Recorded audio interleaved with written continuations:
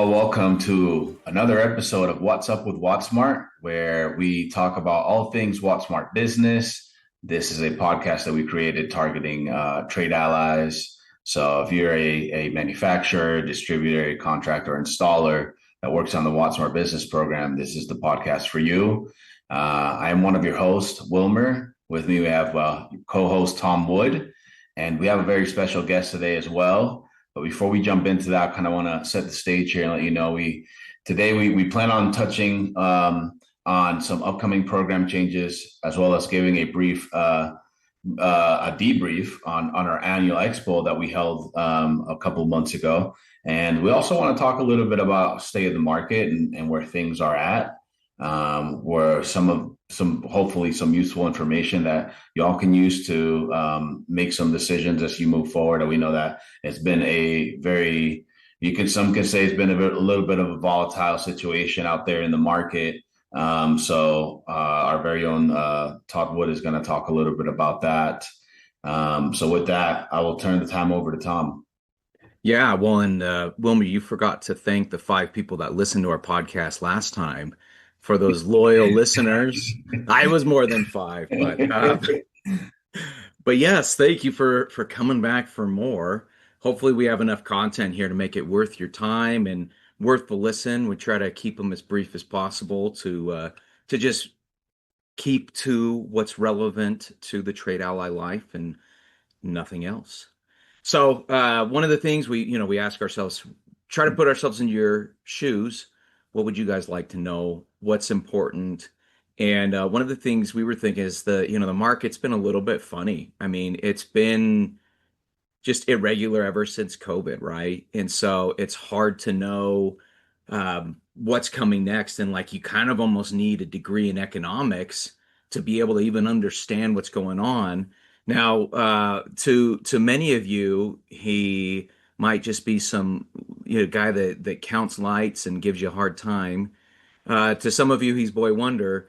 But the reality is, Todd did not get his degree in construction management or something like that. He actually got his degree in economics. And so he is someone who follows the market quite closely. And it's actually someone that we turn to when we have questions about, hey, what's going on right now? How do we interpret this? And so it really helps to have that foundation as we look at the programs and strengths of programs, the construction world, and all of it. And so with that, also I forgot to mention, Todd also has his MBA, and that is not some kind of branch of the NBA. No, that's M with a master's. And so anyway, with that, Todd's going to tell us a little bit more about the state of the market. Hey, just want to thank you guys for having me on today. I am very passionate about the economy and trying to make sense out of what's going on. They've asked me to talk a little bit about how the economic situation currently that we have impacts what we're trying to do in terms of energy efficiency. So I thought it would be helpful to kind of break it down into 2 different things, what the economy is doing, but also what is the state of energy efficiency and the market for energy efficiency. So the economics for efficiency remain extremely strong. In fact, recent ACEEE research found that utility energy efficiency programs are delivering savings at a median cost of roughly $21 per megawatt hour. So that's well below other new generation resources. I've got a list just to kind of quote some of those other generation sources. So if we want to compare it to like solar PV, now this is post removing tax credits. So it's a little bit higher now for solar PV, but it's at $58 per megawatt hour. If you want to look at natural gas, new generation natural gas, that's $77 per megawatt hour. Geothermal is $40 per megawatt hour, so it's one of the cheaper ones. Advanced nuclear, that's a big one that everybody's talking about. That's $87 per megawatt hour. It's actually gone down quite a bit, um, but it's still one of the highest new generation sources in terms of cost per megawatt hour. So with energy efficiency being $21 median cost per megawatt hour, the economics of energy efficiency remains super strong. It essentially means that as we compare it to those other generation sources, it's the most affordable generation source that the utility can use to purchase essentially new generation. I say essentially because we all know like energy efficiency, saving a watt is not necessarily a new generation, but we use it interchangeably with those other new generation sources. So, Todd, on that note, what you're saying is kind of like these programs matter. Like these Mm-hmm. programs are really important to the utility, and it's the reason why they keep them alive is because it's often cheaper than building a new power plant if we're able to get a good amount of savings from the Yeah, project. we're talking half the cost of the next cheapest new generation source. So it's a big it's a big deal. So It's yeah, probably worth outlining too that in the Rocky Mountain Power States, the utility wants these demand side management DSM programs. Like they're the ones that opted in. It's not like, oh, hey, we want something that looks good. It's like, no, they did the math. And what basically Todd's talking about is even trying to act in their self-interest, energy efficiency is so cost effective, especially when you're worried about being able to provide enough electricity to meet the needs of your ratepayers. that's right. Yeah, for many years, new growth was kind of tapering down, but it's we're seeing a revival and new growth in demand on the grid. We've got electric vehicles, we've got a number of things like data centers and which are demanding a lot more power. So that's going to be one of our big challenges in our country going forward is how do we provide more and cheap energy for everybody? And the challenge isn't whether or not efficiency is working. The challenge is really how do I get projects. The challenge is really how do I get projects moving forward um, when we've got kind of this market that we're currently in. So let's talk about some of the trends that we're seeing right now in the market. First is inflation. Everybody is well aware that inflation is something that's been annoying and it's been a concern as of late for the last several years. We had an uptick in inflation due to COVID. The supply chains were impacted and there was a lot of demand. The government was providing a lot of money to everybody, right? And so people were wanting to redo their kitchens and things like that, and there wasn't enough supply, and so prices went up. So that we've had inflation. Now lately we've had a number of conflicts going on throughout the world, and those conflicts they cause inflation. We had the Ukraine-Russia conflict, and now we've had this U.S.-Iran conflict. It impacts energy costs. So the Strait of Hormuz, which is next to Iran, supplies 20% of the world's oil. And so as that Strait of Hormuz has been closed down, essentially, it's had a massive impact on energy costs. And even though the U.S. can produce more oil than we need, than we can consume, it's a global market. So if you're producing oil here in the U.S.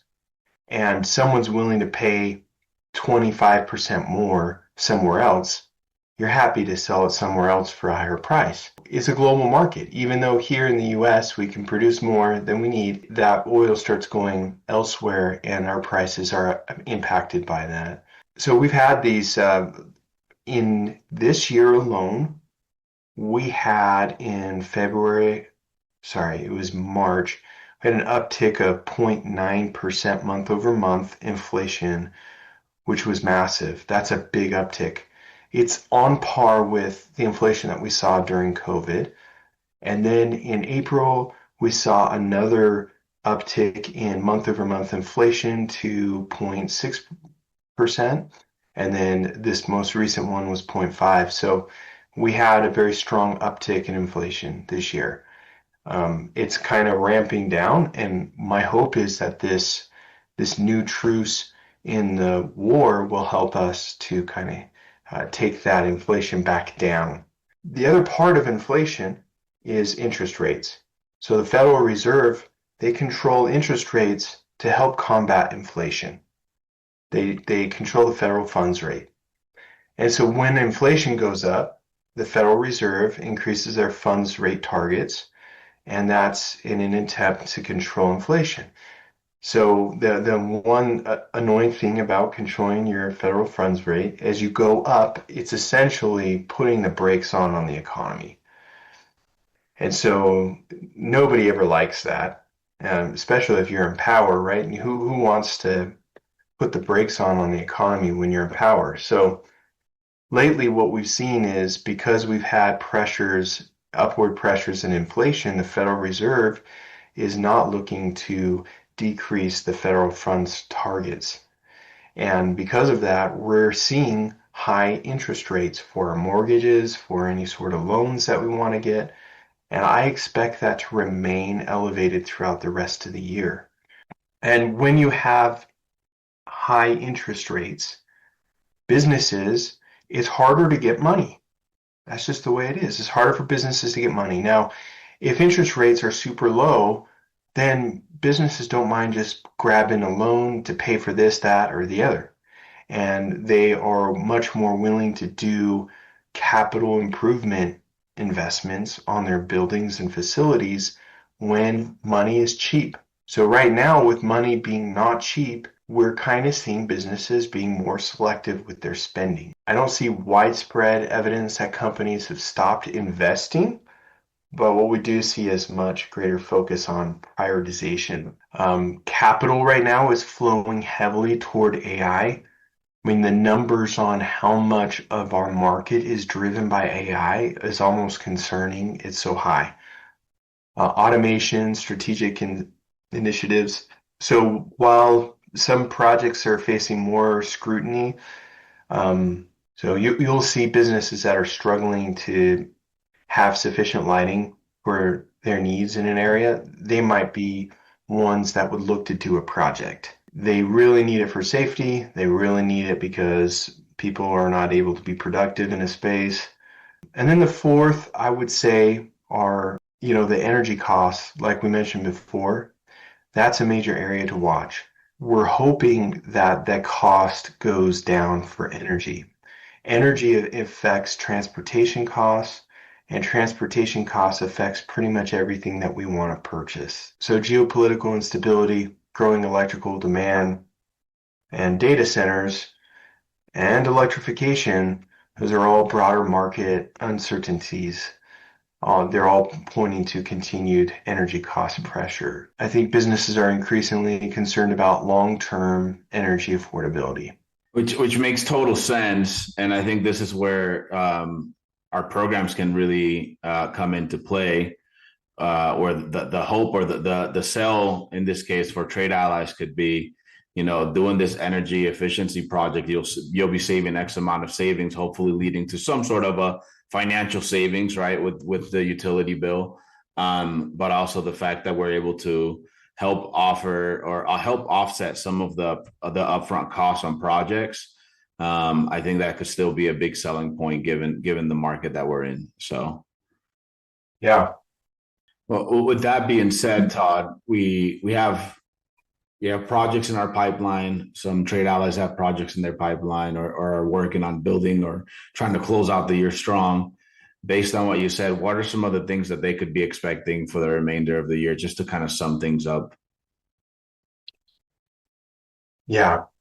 So I think that we're going to finish 2026 with some economic indicators that are hard outside of AI. And we're not typically doing data centers in our market, right? AI has been the strong point of our market right now.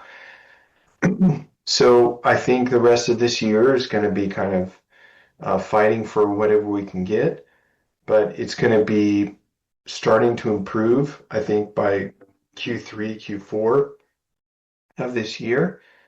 So look for like some better pressure on inflation, um, and some potentially we'll see if the Federal Reserve starts indicating that they're going to start targeting lower Fed fund rates. And by the end of the year, that's what I'm hoping to see by the end of the year. And when those interest rates go down, money's cheaper, people are happier to spend on capital improvement projects. So yeah, the next little bit is going to be tricky, but it should improve little by little. Awesome. Good to know. I think it's worth noting if you hear these little notifications going off, it goes to show you how busy Todd is. So appreciate your time being on here and being able to talk through this. I think this definitely paints a better picture for us. I think there is a positive outlook as we look to close out this latter half of the year. And so appreciate you being on here, Todd, to be able to talk state of the market. And again, if you have any questions for Todd, feel free to reach out to him. Always happy to talk economics. Well, now we'll jump over to some upcoming program changes. So, Tom, let's jump a little bit into that and kind of, I guess, give a little bit lay on the land on what's happened historically since I want to say just since last summer, and where we're heading now. Yeah. Last summer, we had a pretty substantial program change. That's when we launched the Express offer. And the Express offer it's a new one that was totally different than the other offers that we had. Paying per watt installed, has some really good things, but then it also brings challenges. I mean, any system of paying incentives is going to have pros and cons. And so we've been working with our trade allies and customers through those, and I think we're in a good spot. And the offer is something that you can have some consistency. So you're not dependent on hours of operation. You're not dependent on baseline, as long as the baseline is kind of within that range that we would expect it to be. If you're doing a true retrofit project, lumen per lumen type retrofit, and it's not LED baseline, then we can run those express projects. So it's been, pretty well received in the market, especially our small and medium express pathway, SMBE, small and medium business express. And so for some people might not know that E stands for express. So the express is just kind of the way that it's being paid. And so what we looked at for this next program changes, we didn't really want to make huge changes year after year. That can be pretty disruptive for a market. And so we're doing little tweaks. We've had a year and we're saying, hey, what do we like? What would we change? One of the things is we want more in the express path, especially exterior express. There's no controls options currently, and that's where we've proposed to put in the plug and play controls ready, and then the basic and advanced control tiers that we have those. The naming is different, but it's basically that. And so when we're looking at the express path, we also realized that we were missing controls only. And so that one did have to go in, we usually call it the typical tool. That name, it's named a million things, right? But, typical, or the Excel tool with macros, or non-prescriptive, and even flexible is kind of the new term that's going out there. So it all means the same thing. You have express, and then we'll say non-express, and the term for that is flexible now. And so for those that have been around for years, we had always called it typical as well. So you might see those words interchangeably, at least verbally written down. It's always going to be flexible. So that's kind of the big thing for us, is just expanding that. And then what that would mean is that for our small and medium customers, Now they have the opportunity to do controls exterior or a higher rate for controls only projects. One thing that I would point out for the exterior, the plug and play controls ready, that one is actually pretty easy to do because it is an industry standard. And so they have the NEMA plug that has the dimming capability. And so if you get your product with that plug on it, um, it will actually it will actually qualify for that little bit higher incentive. So don't quote me, but I believe it's the 7-pin NEMA socket that allows dimming. So just not that standard 3-pin, but go to the 7-pin, and then that way you're able to get a little bit higher incentive. And I don't even know if it costs extra money. Some brands probably come standard. So that's kind of a cool little thing that to get a little bit extra incentive for there. Now, why do we pay for plug and play controls ready? There's no savings today if you have, a fixture that has a dumb control on it. You just put a photo cell on the top. They were not saving any extra money by having that fancier pin, that fancier receptacle on the top of it. But what it does allow us is in the future, if the customer wants to change out their controls, it's genuinely a very quick process where you're just twist lock. You take off the old control, put on the new control, and commission it. And so we do want to set ourselves up for success in the future by trying to standardize the market to these plug and play controls ready products. More and more manufacturers are doing it. And again, exterior wise, this has been something that has been offered for years and years. So I wouldn't see a reason not to get that 7-pin on all exterior products that you can. So and then I'll just give you a little bump there. So one of the things that I will also call out is our controls only incentive got cut down. So in reality, it's not actually that different to what we're paying today. Now, why would I say that? If it got cut in half, how are we paying the same? It's because we have these 70% cost caps for controls only projects currently. And so what happened is we came up with this incentive amount for the controls only projects years and years ago. And at that point, network controls were very expensive.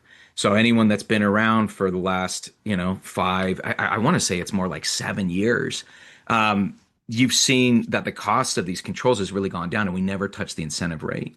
And so more than anything, what we were finding is a lot of times, but not every time, when someone was doing one of these control only projects, it was just capping out. So they saw the math of, oh, dang, I can get this much incentive. And then when they put it in the tool and they put in the cost, they're like, oh, that was like a misrepresentation of what the actual incentive was going to be. And so in reality, if you look at what incentives have been paid, it's pretty much in line with what incentives have been paid if you account for the cost caps.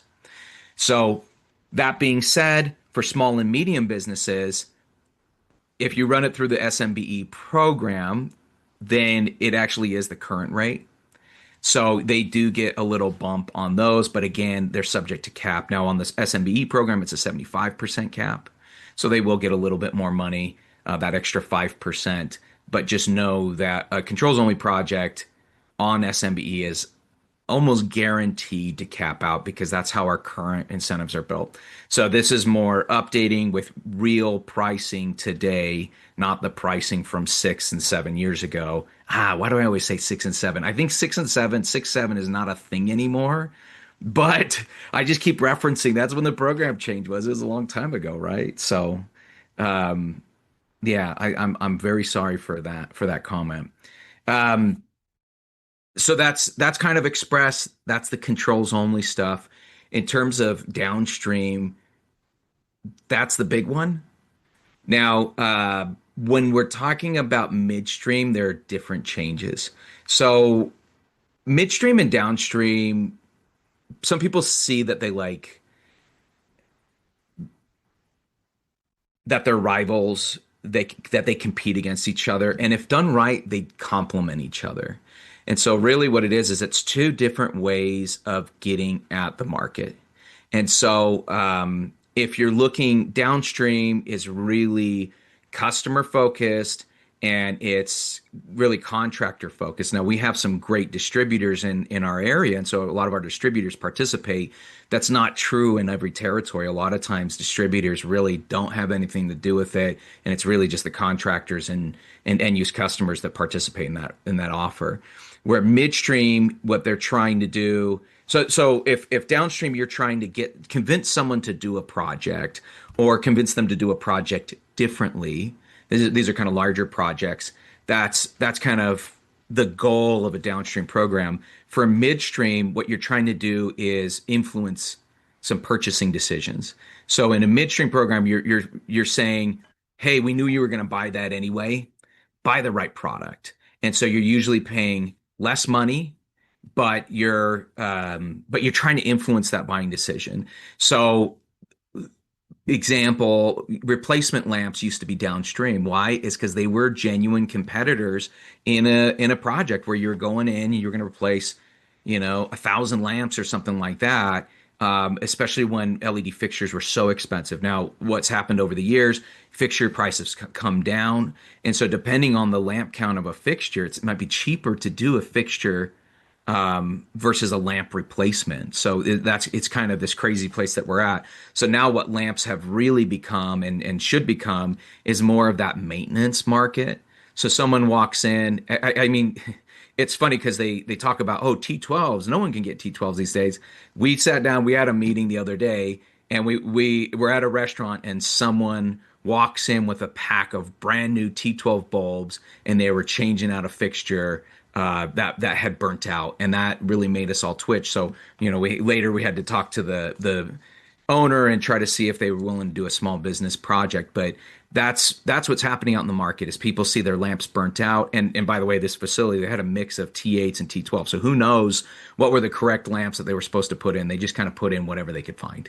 And so that's the ideal customer to where when they walk in, they say, oh, this is a lamp that burnt out. I just need to buy one of these. And you say, wait a second, can we talk you into TLED? And then that way, after incentive, they're able to get a better product. It's going to last longer. It's going to be more appropriate for their business. It's kind of a win-win. So that's really what the midstream market is designed to do, is influence those buying decisions. Inevitably, you get some of those other projects in there. And, some of them that I've seen are areas where there's maybe lower hours of operation to where the lamps kind of might have an edge depending on fixture count and things like that. So we see a real need for a midstream market. And in this last year, we looked at our offering and we saw which of our measures, that's a term we use, right? Those are the different things in our offering. We call those measures. Which of our measures were really better fit for a midstream offer? To where, especially when a local trade ally is not involved, when it's a manufacturer direct to customer, those are areas in which the midstream market actually excels. And in that scenario, it's technically upstream, but we'll call it all midstream anyway. But we look through there. One of the things is, staying on the lighting front, some of those low quantity fixture sales, people find that even with our express program, it might not be worth their time. And we're talking like onesie twosies. We're not talking about 50 or anything like that. We're talking like 10 and below type sales where it's just like, no, I'm doing a room. It's a couple fixtures and not worth waiting. I'm just going to go through. Well, now the midstream program is able to do very small quantities.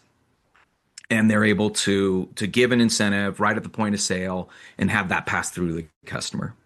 So that's more of a customer service thing to where speed, it should not get in the way of you being able to do a project. Now, in most scenarios, the midstream is going to pay less. And when I say most, it's like 99%. And it's designed that way. You're getting an instant incentive up front, a deduction, you're not doing the paperwork, the savings isn't quite as confirmed, and therefore you're getting a little bit less money up front. So that is the design of the program. If you're doing any quantity of fixtures, it's really going to pay off to at minimum do an express project, and you might even do a typical or flexible incentive project on there depending on what you're replacing. So that is the design of the program, but it opens it up for an opportunity for smaller lighting projects with fixtures involved, not just TLEDs or other replacement lamps, would be able to go through the midstream offering. Also worth mentioning in all this, um, if anyone opens the filing docs, it can be overwhelming, but in our current state, the replacement lamps are technically considered a vendor incentive. Why? Because there's no requirement of pass through.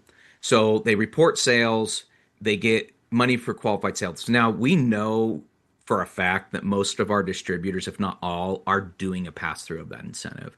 And so if they get $3, they're discounting the lamp by $3.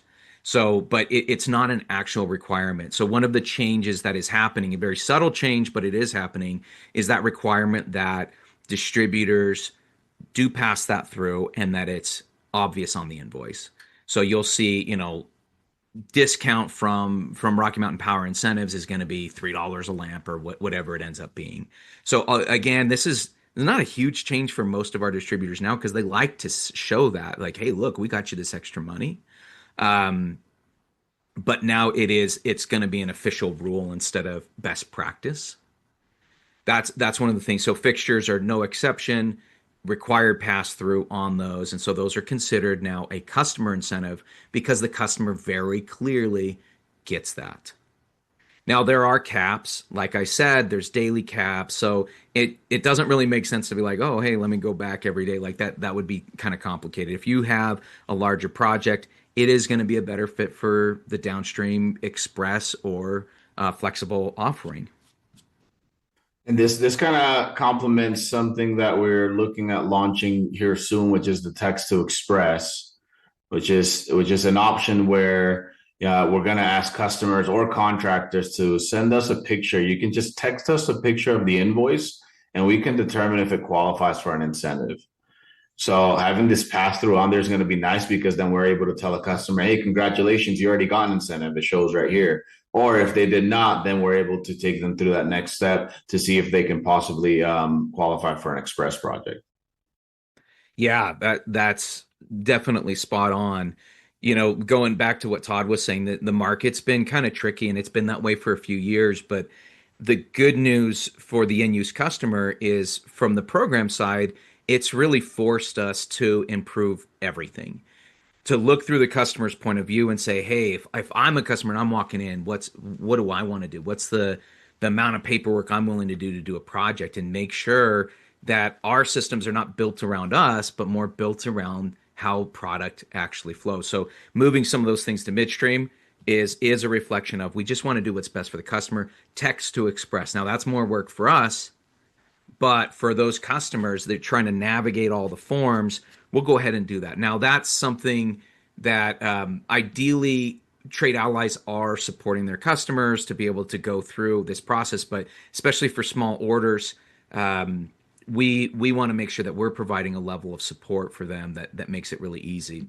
So yeah, the text to express is it's technically live now, and you can just text in that a photo of the invoice, and then we'll kind of get all the other documentation ready to go.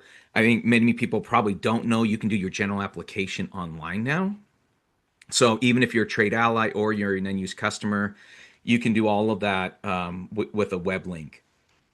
Now, that makes it a lot easier, especially like you're a trade ally, you're filling out the form for your customer, and then at the very end, you say, hey, here's their email address, send it to them.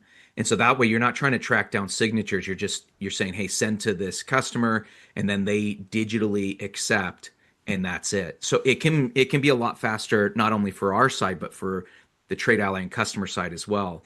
And so that's one of the tools that we do use with the text to express is the ability for the customer to sign the documents. It's not even DocuSign. It's even easier than that. It really is just clicking on a button, accept the terms and conditions, and go.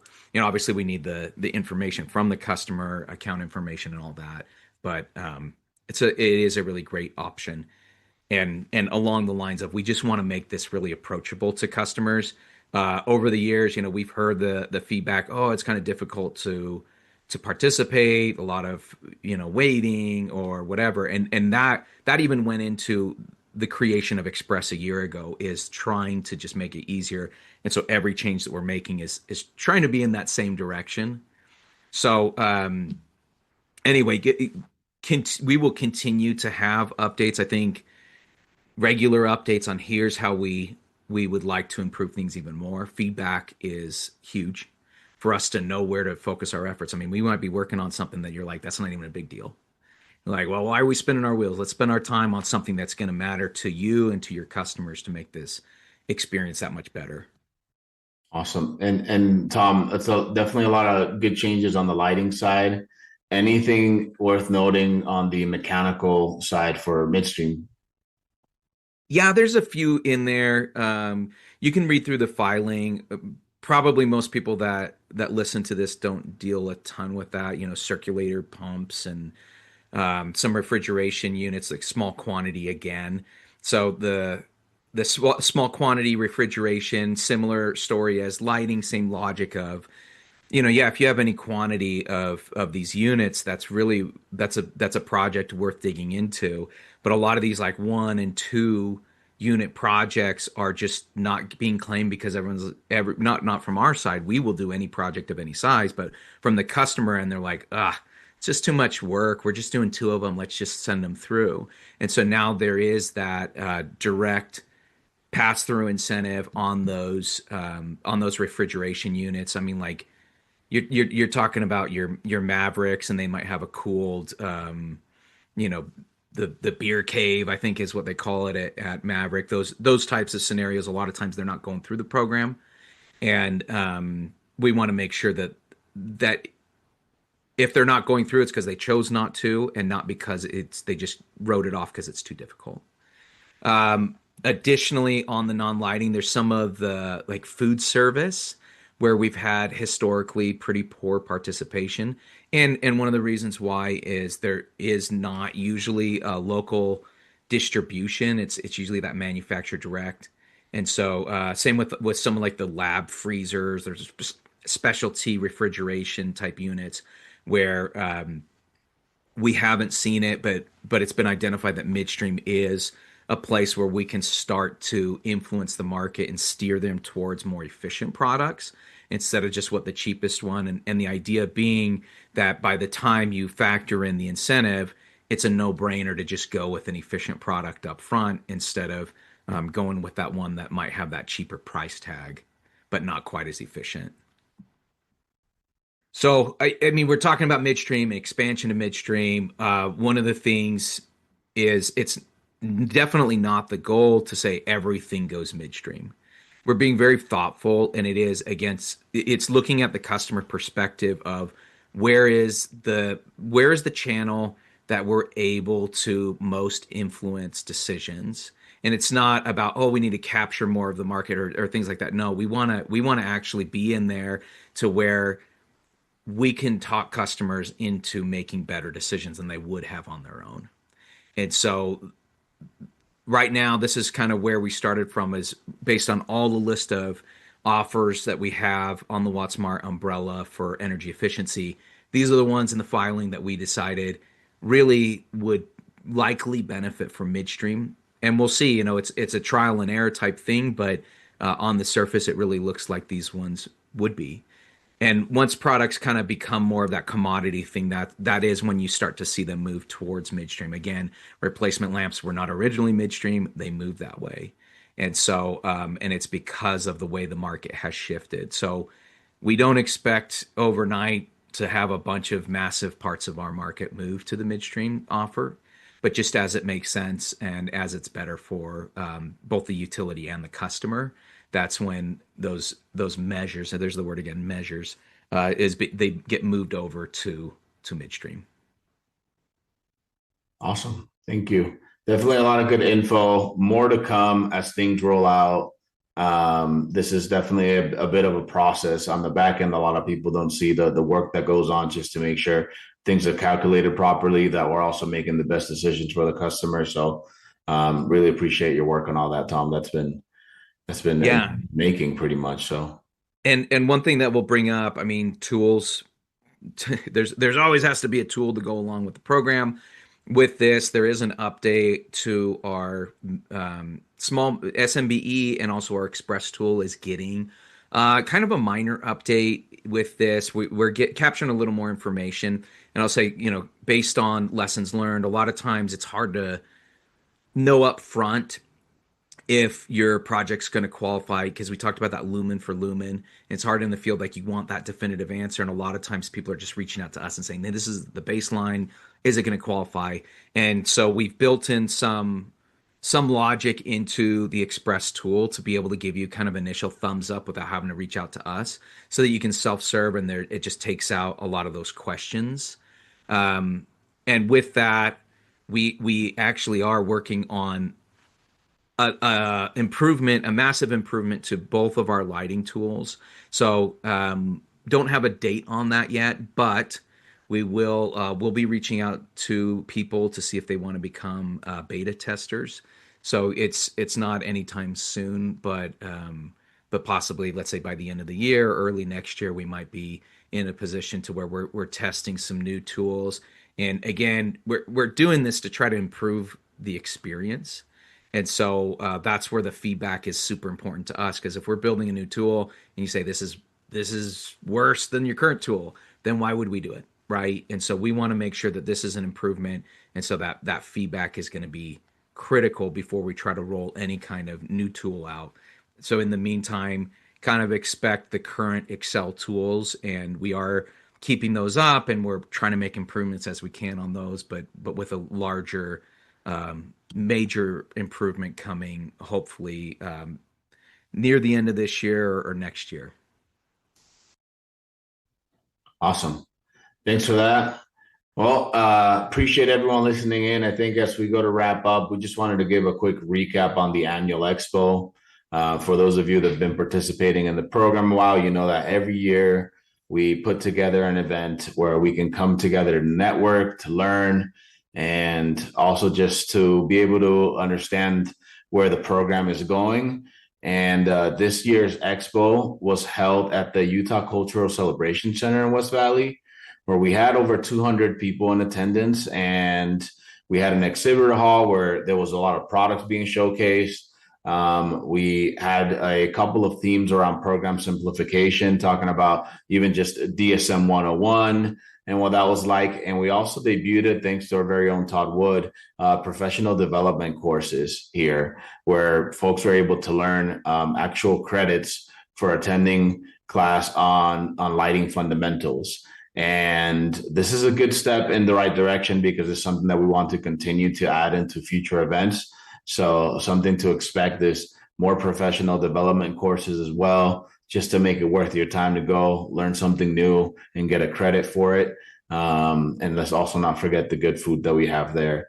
A few of the key takeaways from the event were that folks were definitely really excited and looking more towards program simplification. So my hope is that, as Tom was talking about some program changes, you're seeing that we're already implementing some of the feedback there. More outreach support. And we can definitely say that we've beefed up our team a little bit this year, and we've hired some folks to be able to help be out on the field more. So that's another expectation, that you'll be able to see our guys out in the field more, working directly with you as well. And then an interest in HVAC and mechanical was the last notable takeaway. And so we're looking at what changes we can make in the future. At this point, we're looking into 2027 in regards to HVAC and mechanical incentives. So just a quick recap. We appreciate those that did attend. We will be sending a save the date for next year sooner than we did this previous one, just so that way you can put it all on your calendars as we hope to make it bigger and better. So with that, really appreciate your time, Todd. Thank you for being on and going through the state of the market. Tom, thanks for talking a little bit about some of the upcoming changes on the horizon. And we hope everyone who listens in finds value in this podcast, and we'll catch you again here next quarter. Thanks, guys. Thanks for having me. Yeah, thank you. Awesome.